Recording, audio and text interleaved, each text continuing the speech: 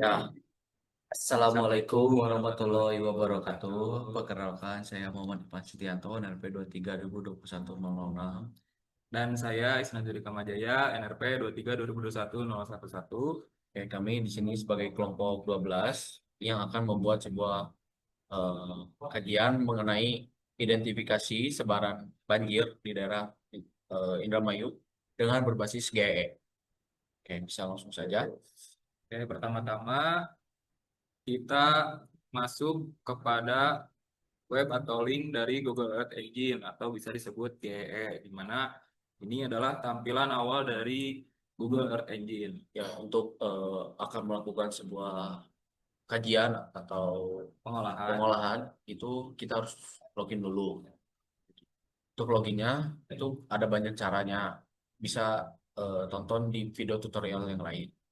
Oke, kita langsung saja masuk ke dalam GE-nya.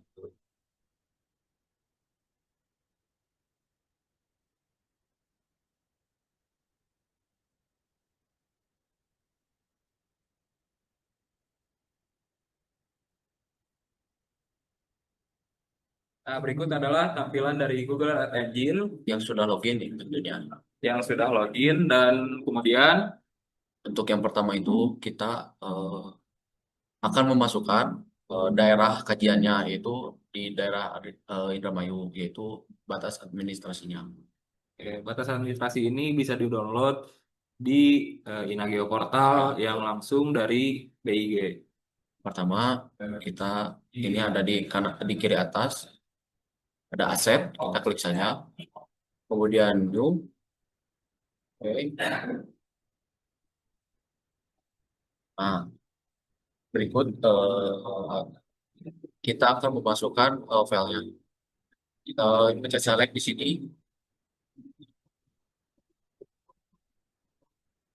Masukkan satu-satu sesuai dengan yang tertera pada ini.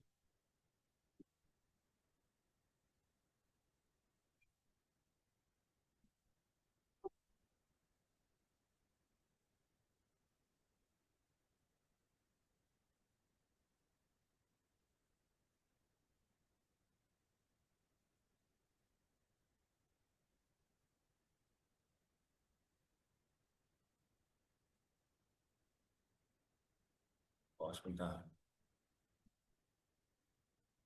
Ada yang salah. Nah, jika sudah seperti ini sudah bisa. Jadi tinggal kita ganti namanya sesuai dengan area kajian yang kalian akan buat. Misalkan di sini Indramayu atau banjir. banjir. Oke, sudah ada eh, pengolahan. Misalkan ya, kita langsung di sini langsung saja pencet.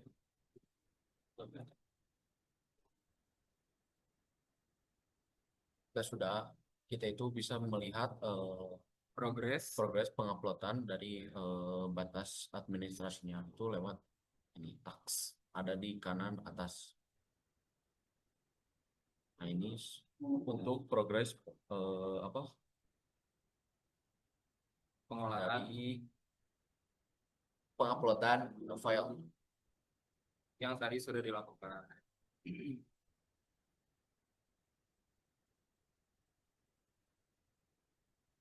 Dan karena untuk pengolahan menggunakan Google Earth Engine ini membutuhkan sebuah codingan atau script, yang mana script ini bisa dipelajari pada penelitian atau jurnal-jurnal orang lain, entah itu di Scopus atau di Google Scholar, itu bebas.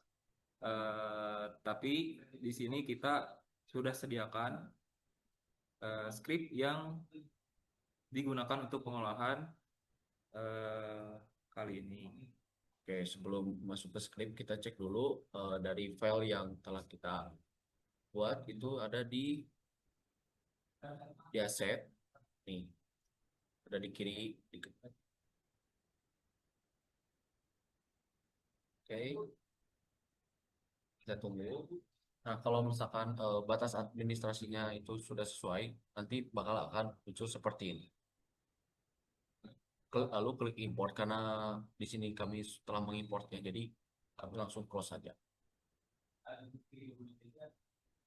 Oke, balik lagi ke pengolahan. Langsung saja masukkan skripnya.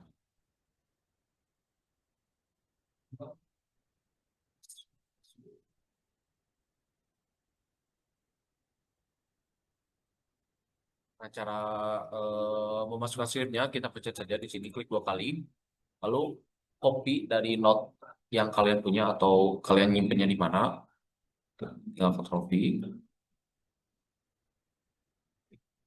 Nah, ini adalah sebuah script untuk mendeteksi area banjir di daerah Indramayu.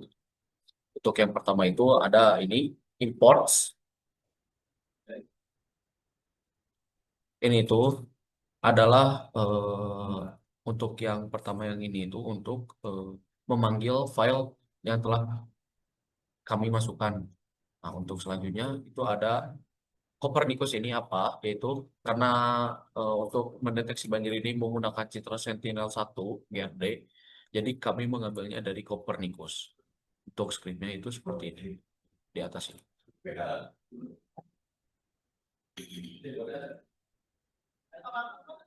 Selanjutnya, yuk lanjut untuk di batas wilayah.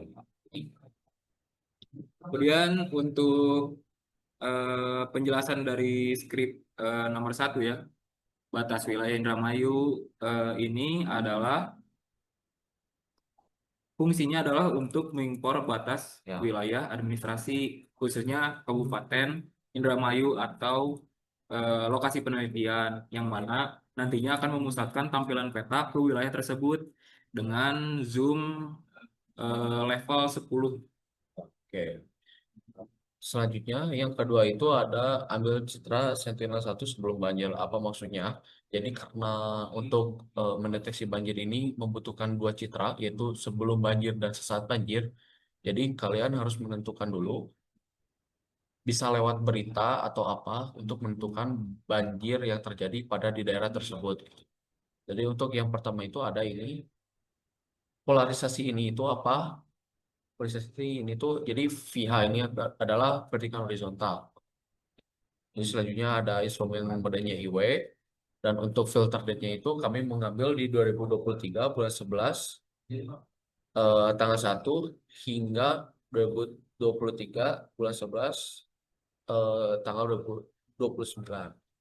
Berikut ini untuk citra sebelum banjirnya. Nah, kemudian yang ketiga itu ada citra setelah banjirnya. Jadi kita ini mengambil yang sebelum itu 1 bulan dan yang saat banjir itu 1 bulan ke depannya. Jadi di sini itu ada di tanggal 2023 di bulan 12 tanggal 1 dan 2023 bulan 12 tanggal 29 untuk mendeteksi banjirnya. Selanjutnya itu ada tempat. Tuh, Kemudian nomor 4 ada deteksi genangan dengan metode thresholding. Apa itu thresholding? Yaitu pixel dengan nilai backscatter lebih kecil dari 17 desibel atau minus 17 desibel dianggap sebagai air atau genangan, yang mana ini akan menjadi data atau program membaca area tersebut adalah genangan air.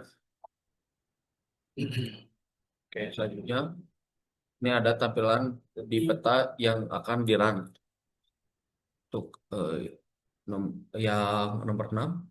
Untuk nomor 6, deteksi perubahan yang mana perubahan sebelum dan setelah banjir, di mana menghitung selisih antara nilai pH sebelum dan saat banjir.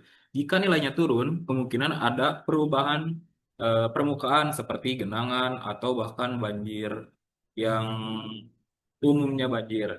Kemudian, Nah, untuk script itu hanya sampai di situ.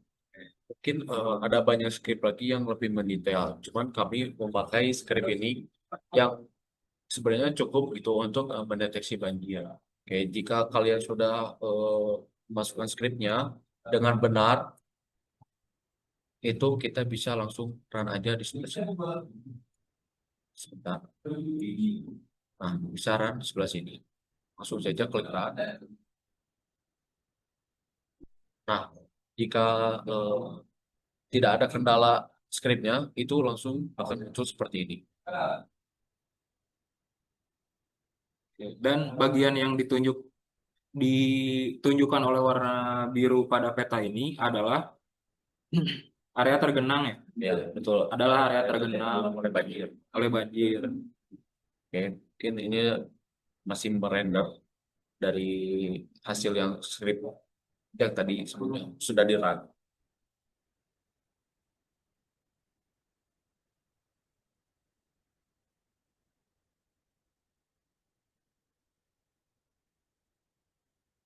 Ya, tentu saja.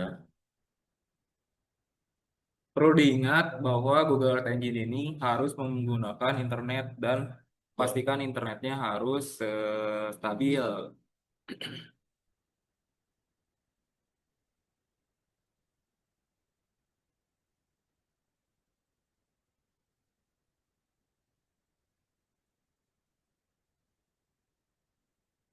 Nah, kita bisa cek di layar sini untuk melihat deteksi genangan sebelum banjirnya, yaitu seperti ini. Dan untuk setelah saat banjirnya, itu seperti ini. Oke.